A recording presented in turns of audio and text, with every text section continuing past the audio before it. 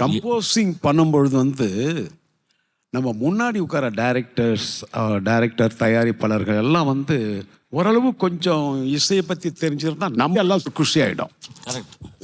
சில பேர் இருப்பாங்க, நம்ம கம்போசிங் பண்ணிகிட்டே இருக்கும்போது அவங்க ஏதோ வேற எதுக்கோ வந்த மாதிரியே உட்காந்துட்டு இருப்பாங்க, அமைதியாக உட்காந்துட்டு இருப்பாங்க.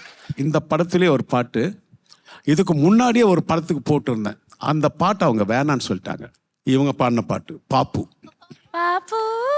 இந்த பாட்டை நான் வேற படத்துக்கு தான் போட்டேன். ஒரு பொண்ணு நான் பார்த்தேன், ரொம்ப ஸ்லோவாக இருக்குது தேவா சார், வேற போடுங்க அப்படின்னாங்க. வேற போட்டு அந்த பாட்டை ஹிட் ஆச்சு. ஆனால் மீனாட்சின்னு ஒரு பாட்டு, அதுக்கு பதில் முதல்ல ஒரு பொண்ணு ஒன்று பார்த்தது தான் பாட்டு. அப்புறம் அந்த டியூன் அப்படியே நாங்கள் எஜ்ஜே சூர்யா அவர்கள் டைரக்ஷனில் குஷியில் அதை போட்டு திரும்பி ஹிட்டான பாட்டு பாப்பு.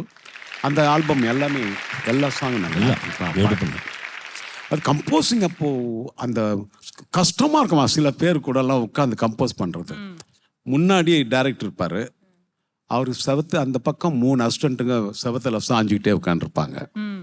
இப்போது நான் ஒரு டியூன் போடுவேன், போட்டால் இந்த டைரக்டர் அண்ணா இது சூப்பராக இருக்குது அப்படின்னு டைரக்டர் என் முன்னாடி இருந்து சொல்லுவார் இல்லையா, அப்படியே பின்னாடி அசிஸ்டண்ட்டை பார்ப்பேன்.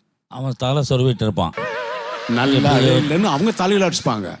அதாவது அவங்க டைரக்டரே அவங்க போட்டுக்கூட அந்த ஆளுக்கு ஒன்றும் தெரியாதியா. ஐயா இதெல்லாம் நடக்கும். சில பேர் நினப்புமா, டைட்டானிக் பார்த்துட்டிங்களா தேவாண்ணே? பார்க்கணும்ப்பா, டைம் இல்லை.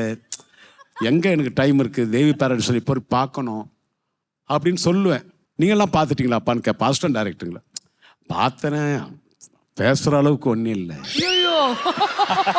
ஏன்னா நல்லா இருக்குன்னு சொல்கிறாங்களே எல்லாரும். இல்லைண்ணே, ஒரு கப்பல் போய் ஒரு பாறையில் போய் மோதுதுன்னா ஒரு பில்டப்பே இல்லைண்ணே. என்னன்னா ரீரிகார்டிங் பண்ணியிருக்காங்க அவங்க. ஜக ஜக ஜக ஜக ஜக ஜக ஜக ஜகன்னு வர வேணாமா? ரீரிகார்டிங்கே இல்லை, போய் பாறையில் மோதி எல்லாம் செத்து போயிடறேன். என்னண்ணா இது படம்? அப்புறம் போய் நான் போயிட்டு ஒரு நாள் பார்த்தேன், அந்த படத்தை போய் பார்த்தேம்மா. அட பாவீங்களே, இந்த படத்தையே இவ்வளோ ஒரு அற்புதமான விஷயத்தை ஏற்றுக்க மாட்டேங்கிறாங்களே. நம்ம ரீரிகார்டுங்க எங்க ஏற்றுக்க போறாங்க? இந்த மாதிரி பல விஷயங்கள் நடந்திருக்கு, பல கோடி. ஆனா இந்த படத்தோட டைரக்டர் எஸ்ஜே சூர்யா சார். அதாவது நீங்க தான் அவரோட ஃபர்ஸ்ட் மூவியோட மியூசிக் டைரக்டர் சார். நல்ல டைரக்டர்மா. அதாவது சில பேர் கம்போசிங்ல உட்கார்ந்தா அந்த பாட்டெல்லாம் ஹிட் ஆகிடும் இல்லையா, அது போல டைரக்டர்ல எஸ்ஜே சூர்யாவும் ஒருத்தர்.